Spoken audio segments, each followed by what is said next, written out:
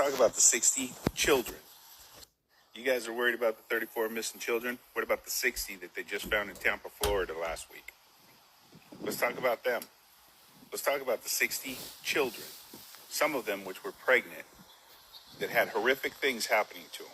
8 people have been arrested in a sting called Dragon's Eye, and there's nothing about it because the 34 children supposedly is a hoax. But yet they found 60 children and nobody, silence. I've seen it on the news, a little blurb of it. Fucking sick world we live in, man.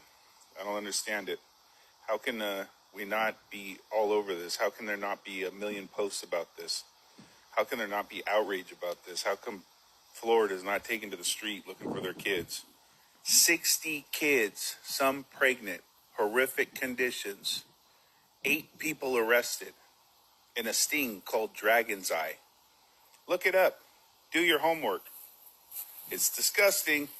Who's this woman in the red shirt coordinating with local Atlanta police at an anti-ICE protest that escalated into a riot with tear gas and riot police deployed? For every new 100 followers, I'll expose the new group.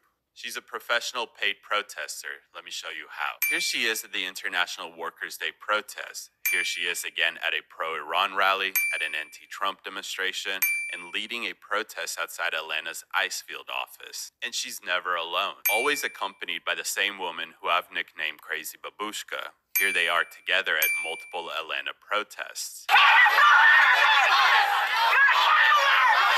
So here's footage of me asking them what group are they affiliated with. What does your shirt say? It says Party for Socialism and Liberation. I'm an organizer with the PSL. Okay. Liberation for what? Liberation for all oppressed nations and all nations fighting against U.S. imperialism. Their highly organized and coordinated efforts prompted me to investigate their funding. And what I uncovered is a scary foreign influence campaign. The Party for Socialism and Liberation distributes funds to its chapters across the country, including those in Atlanta and Los Angeles. These funds are used to pay protesters like the woman in the red shirt to organize and attend demonstrations. This is the same group that is behind the recent LA riots. Notice the red shirts in LA matching those I filmed in Atlanta? Their funding comes from a $20 million donation by a nonprofit run by Neval Roy Singham, whose wife serves as a board member of that nonprofit. It's simple. $20 million is funneled to the United Community Fund, which then funnels money to PSL. The leader of the PSL, Claudia de la Cruz, also holds a leadership role in the People's Forum, a New York City hub where organizations like the PSL meet and strategize. Between 2017 and 2022, Singham donated $20 million to the People's Forum. Singham, a self-described socialist, lives in China where he regularly meets with Chinese Communist Party officials and attends their events. And that is how these protesters can afford to protest every single day. This is written in 91 AD. At the same time, there appeared in Judea an extraordinary person called Jesus, if it be lawful to call him a man. He was a famous worker of miracles, a teacher of those who were desirous of receiving the truth in simplicity, and brought over to him many disciples, both Jews and Gentiles. This was the Christ, whom Pilate, as the accusation of the princes and the great men of the nation, delivered up to the ignominious punishment of the cross, notwithstanding which those who first loved him did not forsake him. He appeared to them alive again the third day after his crucifixion, with numberless other wonders concerning him. And thence to this day there is a set of people who bear the name of Christian, as owning him for their head, Lord, and Master. My. This is written.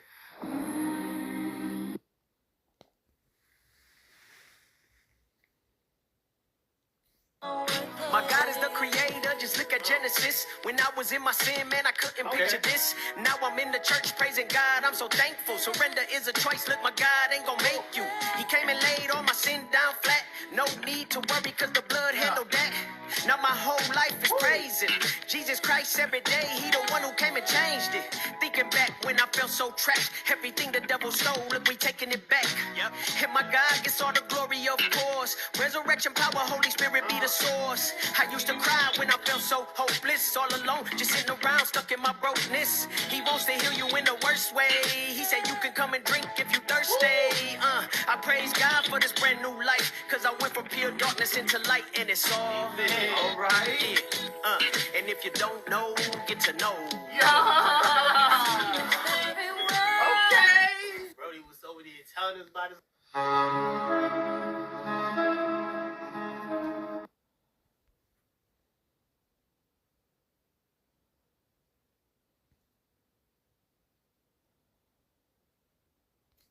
21 years sucking fat out of billionaires.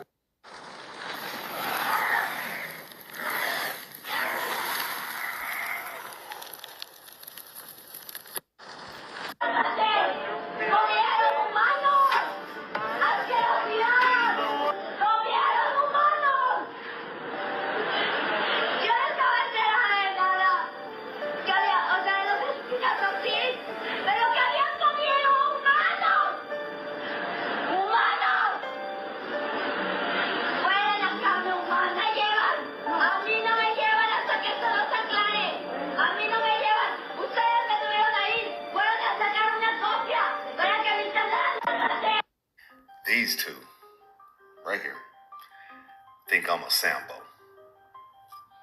These two also think I'm a coon. These two also think I'm a sellout. These two also think I'm toxic masculinity.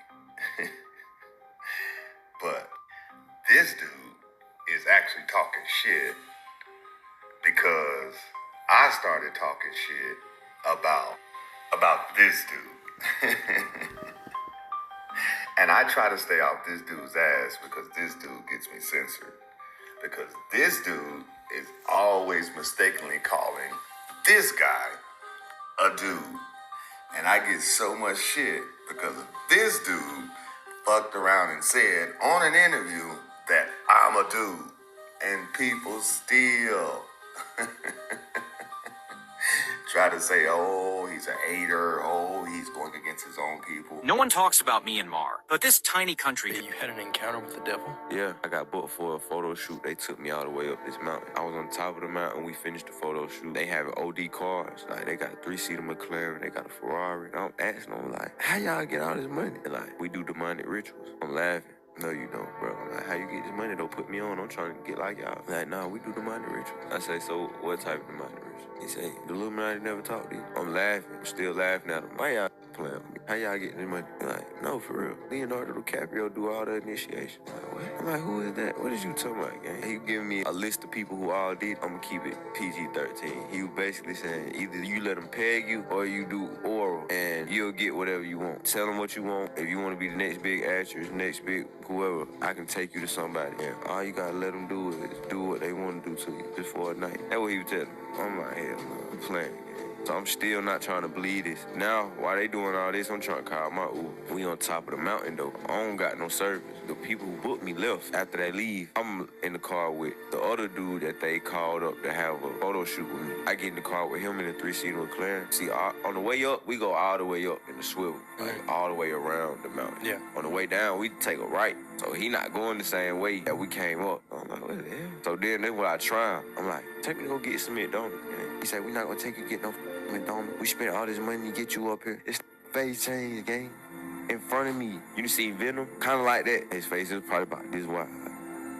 Face change. I'm like, what the? Like, it's probably about like right here. Like, it threw me all the way off. I didn't know how to get out the car. I would have been got out the car. We in the 3-seater McLaren, so it's like a button you gotta push to get up out of there. Gotcha. Now he backing into somebody's driveway. He smack a mailbox. Now he hit the button and he get up out of there. I see the button. I'm getting up out of there too. I hit the button. Guess what? It's a mailman come out of nowhere. I run up to him. I'm like, hey, bro, I'm getting back your truck. He looking at me like, what the hell? No. I look at him. I'm like, bro, just let me get in the back of your truck. I'm like, please, just take me down to the bottom. Please, just take me down to the bottom. It was God. He took me down to the bottom. And I called an Uber and I just left. And the people on the camera, you ain't got to believe me. I don't care. I'm not lying. I really saw this. I believe it. That's what like made me know that the devil and God was real. You saw the darkness, I seen it. and now you're in the light with Jesus. This is why I have to use my influence for good, like how you doing. You had The first time when we ever done it with Papa, the first time when we little done it, we had feared so much. When you did what?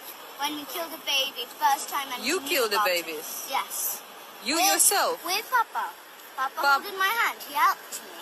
But he told me to cut the baby's head off. But he forced me to. I couldn't. He held your hands? He held my hand. Yes. Like what? Show me. So this is my hand on the knife. He put his big hand on, and he pushed my hand and then cut off the head, like that. And then when we got older, we got more used to it. But then we understood. Then when my mom found out about it, she understood. She told me that it's wrong to do this kind of stuff. So then but then me and Gabriel had still been used to it. But then we had understood that it's wrong. And so, what your decision is? And then our decision, we had still a lot of fear in our head.